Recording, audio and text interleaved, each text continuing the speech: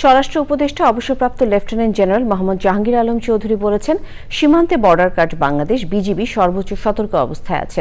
তিনি আরও বলেন, বিএসএফ এর পক্ষ থেকে কোনো ধরনের উস্কানি দিলে এর প্রস্তুতি রয়েছে।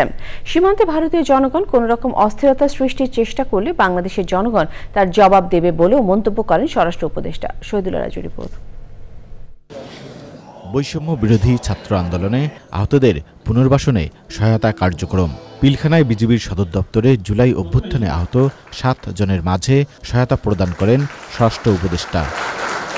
আরও 100 জন আহত আন্দোলনকারী কিংবা ব্যক্তিবর্গকে আমরা পার্মানেন্টলি তাদের জীবনের পুনর্বাসনের ব্যবস্থা আগামী দিনগুলোর মধ্যে ইনশাআল্লাহ করব। অনুষ্ঠানে দেশের বর্তমান পরিস্থিতি, ভৌগোলিক অখণ্ডতা, পিলখানা হত্যাকাণ্ড, আন্তর্জাতিক সম্পর্ক ও জুলাই অভ্যুত্থান সহ বিভিন্ন বিষয় নিয়ে কথা বলেন অতিথিরা।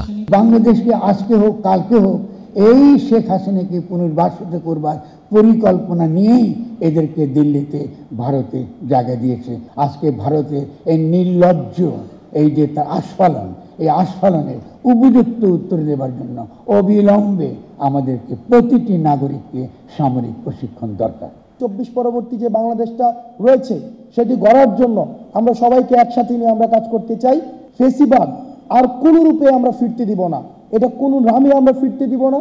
যেই ফেসিবাদ হয়ে উঠতে চাইবে তাদের বিরুদ্ধে আমাদের লড়াই এবং আমাদের সংগ্রাম অব্যাহত থাকবে। অনুষ্ঠান শেষে স্বরাষ্ট্র উপদেষ্টা বলেন, বিজিবিকে দেশের অভ্যন্তরের কর্মকাণ্ড সীমিত করে সীমান্তে নজরদারি বাড়ানোর নির্দেশ দেওয়া হয়েছে।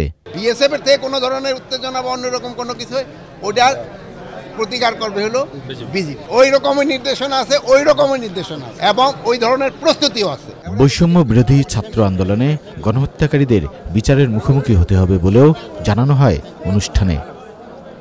Shahidullah Raju, channel I, Dhaka.